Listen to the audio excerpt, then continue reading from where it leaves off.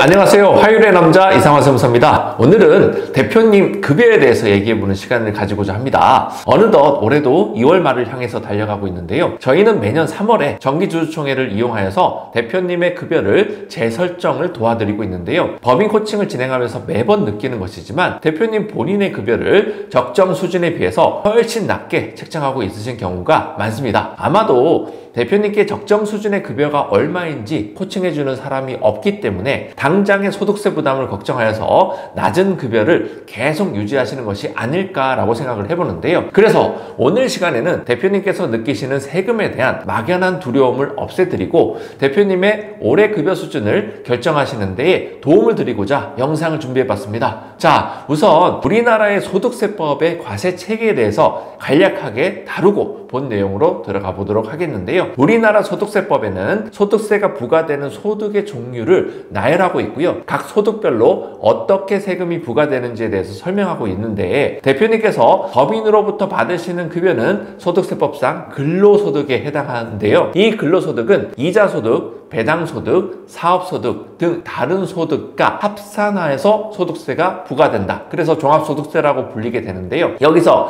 이자소득과 배당소득은 연간 2천만 원을 초과하는 경우에는 근로소득 등과 합산하여서 세금을 매기게 되고, 만약에 근로소득 외에 다른 합산소득이 없다라면 근로소득 하나에 대해서만 소득세가 부과되는 방식인 거죠. 근로소득에 대한 소득세 계산 구조에 대해서 살펴보겠습니다. 대표님께서 1년간 받으신 급여의 합계를 세법에서는 총급여액이라고 부르는데요. 이 총급여액에다가 바로 세율을 곱하여서 납부해야 할 세금을 계산하는 것이 아니라 근로소득 공제를 포함하여서 각종 소득 공제를 적용한 이후에 세율을 곱해서 산출세액을 계산하게 되고, 이 산출세액에 또 세액공제나 세감면을 차감한 이후에야 비로소 납부해야 할 세금이 계산되는 구조입니다. 즉 여러 공제 감면을 적용하고 나면은 대표님께서 납부해야 하는 세금의 규모와 부담 세율이 생각하시는 것보다는 높지 않을 수도 있다는 것이죠. 몇 가지 케이스를 가지고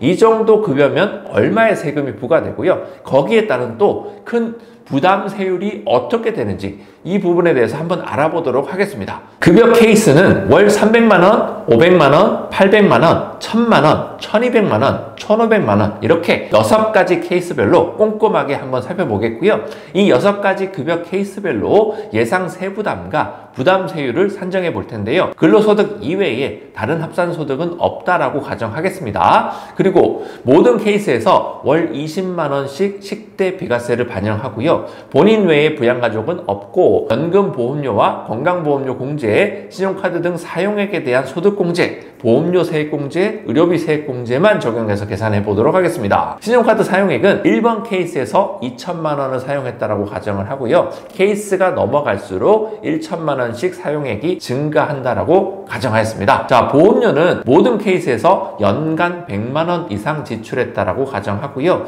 의료비 또한 모든 케이스에서 연간 300만 원을 지출했다라고 가정해 보겠습니다. 자, 지금까지 언급했던 내용들을 가지고 이 케이스별로 도대체 예상 소득세와 부담 세율을 계산해 본 결과 어떤 케이스가 나오는지 한번 궁금하시죠? 한번 보시겠습니다. 자, 케이스 1, 케이스 2, 3, 4, 5, 6 해서 6가지 케이스에서 케이스 1이 1년 토탈에서 총 급여액이 3,360만 원이 되고요. 케이스 2는 5,760만 원, 3는 9,360, 1억 1,760만원, 1억 4천, 케이스 6은 1억 7,760만원 이렇게 골고루 분포가 되는데요. 각종 소득세를 보시게 되면은 케이스 1 같은 경우는 굉장히 미비하게 나옵니다. 한 20만원 수준밖에 안 되지 않습니까? 그렇게 쭉 올라가서 케이스 6에 해당하는 소득세는 도대체 얼마인지 살펴보면은 1년간 3,689만원에 해당을 하게 되는 거죠. 자, 건보료가 있습니다. 건보료 무시 못하겠죠. 케이스 1 케이스는 134만원 정도 나오게 되고요.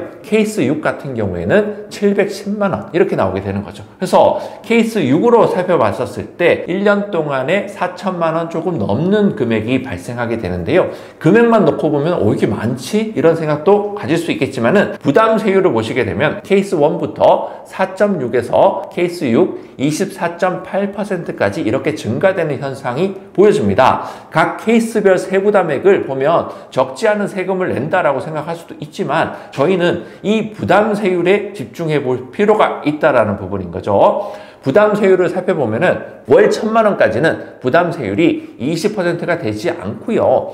월 1,500만 원 경우에는 20%대의 부담세율을 형성하고 있는 것을 확인할 수 있는데요.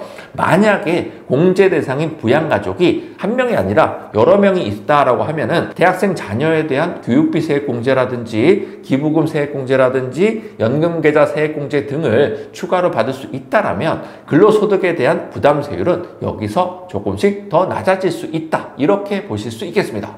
한편 대표님의 급여는 법인세를 계산할 때에 이 금액 자체가 비용으로 차감되기 때문에 급여를 많이 올릴수록 법인세는 오히려 감소시키는 효과까지 있습니다. 현행 법인세율은 지방세를 포함해서 9.9%에서 20.9%이기 때문에 만약 대표님의 회사가 돈을 많이 번다, 당기순이익이 2억 원을 초과하여서 20.9%의 법인세율을 적용받고 있다라면 월 1,000만 원까지 수준의 급여에 해당하는 소득세와 법인세가 상쇄되어서요, 세부담은 거의 없는 것과 동일한 효과가 되는 것입니다. 월 1,500만 원 이상의 급여를 가져가시고 있다라면 소득세 부담이 법인세 절감액보다 올라가기는 하지만 회사에 누적되어 있는 잉여금의 규모를 줄이는 효과까지 고려한다라면 장기적인 관점에서는 더욱 유리한 의사결정이 될 수 있다라는 부분인 거죠. 그렇게 부담스러운 수준은 아니다라는 부분도 말씀드리고요.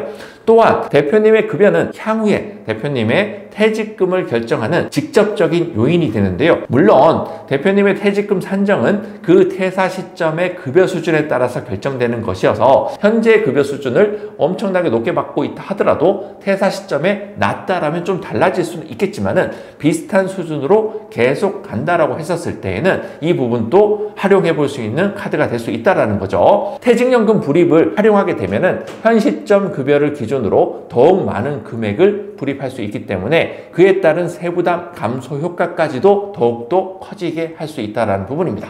자, 하지만 대표님의 급여 설정에 있어서 간과해서는 안 되는 부분이 있습니다. 대표님의 급여는 다른 직원들과 달리 그 설정에 있어서 상대적으로 자율성이 보장된다는 특징이 있고요. 회사의 매출액과 영업이익에 대비해서 과도하게 설정된 급여는 비용으로 인정받지 못할 가능성도 있다는 점도 인지하셔야 됩니다. 예를 들어서 매출액 규모가 비슷한 회사를 하더라도 업종 특성에 따라서 영업이익이 상대적으로 낮은 회사의 대표님 급여는 다소 낮은 수준으로 설정이 되어야 할 것이고요. 대표님께서 제공하는 인적 용역이 회사 매출액의 가장 큰 비중을 차지하는 회사라면 대표님의 급여 수준이 상대적으로 더 높게 설정이 될 수도 있을 것입니다. 그리고 오히려 매출이 감소해서 손실이 예상되는 회사에서는 일시적으로 대표님의 급여를 삭감하거나 무보수로 설정할 수도 있다는 것이죠. 회사의 이익 규모는 높지만 재투자로 인해서 가용 자금이 적은 회사도 있을 수 있는데요. 이러한 케이스에서는 이익 제어를 목적으로 적정 수준의 급여 인상을 진행하되 급여 지급 시기를 조절하는 의사결정도 가능할 수가 있습니다. 다만 미지급 급여로 놓아놓기 때문에 회사의 부채 비율을 일시적으로 증가시킬 수 있기 때문에 회사 영업과 자금 운영에 있어서 부채 비율 관리가 중요한 회사라면 조금 다르게 의사결정을 해야 할 필요도 있다는 것이죠. 즉 대표님의 급여 설정은 회사의 매출액과 영업이익의 수준, 현재 자금 상황 등을 종합적으로 고려해서요, 그 범위를 일단 특정을 하고 그 범위 내에서 몇 가지 케이스를 산정한 이후에 이 케이스별로 조금 더 구체적으로 세부담 분석을 거쳐서 가장 적합한 수준을 찾아내는 과정이 필요하다라고 할 수 있습니다. 한편 당장의 세부담과 건보료 부담을 낮추기 위해서요, 대표님의 고정급은 일단 낮게 설정을 해오시다가 연말쯤 되어서 우리 이익이 너무 많이 나올 것 같아 라는 이유로 상여금을 크게 받아가시는 케이스도 쉽게 찾아볼 수 있는데, 과거 영상에서도 많이 말씀드렸습니다. 임원의 상여금은 정관, 주주총회, 이사회 결의에 의해서 만들어진 급여 지급 기준이 없다라면은 전액 비용으로 인정이 되지 않습니다. 그러므로 상여금을 활용한 이익 제어를 위해서는 절차적인 하자가 있는지 사전에 검토해보고 정관 개정을 통해서 이 하자를 보완해 놓으실 필요가 반드시 있습니다. 상여금 지급 규정을 적법하게 마련해 놓고 있다 하더라도 그 수준을 너무 과도하게 높게 설정하고 있었다라면 이 또한 비용 불인정의 가능성이 있기 때문에 기본급을 기준으로 하여서요 적정 규모의 상여금 규모를 설정해 놓으시는 것을 추천드립니다. 자, 대표님의 급여를 재설정함으로써 얻을 수 있는 효과는 그 급여가 모두 법인세법상 비용으로 인정을 받는다는 전제가 깔려 있는 것이기 때문에 지금까지 말씀드린 내용들을 잘 지켜진 상태에서 급여 설정이 이루어져야 하겠습니다. 자, 오늘 시간에는 이렇게 대표님의 급여 설정에 있어서 고려해 봐야 하는 몇 가지 이슈들에 대해서 소개해 드리고요. 제 의견을 전달드리는 시간을 가져봤는데 오늘 영상을 시청하신 이후에 대표님의 적정 수준의 급여가 어느 정도인지 다시 한번 산정해 보시고요. 만약 현재 대표님의 급여가 많든 아니면 적던 그 적정 규모 대비 큰 차이가 있으신 분들께서는 올해부터라도 급여 정상화 작업을 해보시길 바라고요. 그리고 절차적인 하자가 있으셨던 대표님께서는 지금에서라도 그 하자를 보완하시기 위한 의사결정을 고민해 보실 필요가 있습니다. 자, 덧붙여서 아까 케이스에서 1번부터 6가지 케이스를 말씀드렸는데요. 6번의 케이스를 하더라도 실제 부담세율은 그렇게 높지 않습니다. 부담세율 자체가 높지 않기 때문에 그 이상의 급여를 받고 싶은 대표님도 분명히 있으실 거예요. 거기에 대해서 유불리에 대해서 어떻게 설정해야 되는지에 대해서도 궁금한 부분이 분명히 있을 겁니다. 그런 부분에 대해서도 댓글에 고민을 좀 남겨주시면요 저희가 또 성실히 임하도록 하겠습니다. 자, 오늘 준비한 영상은 여기까지고요. 구독과 좋아요는 영상 제작이 큰 힘에 도움이 됩니다. 자, 이상화 세무사였습니다.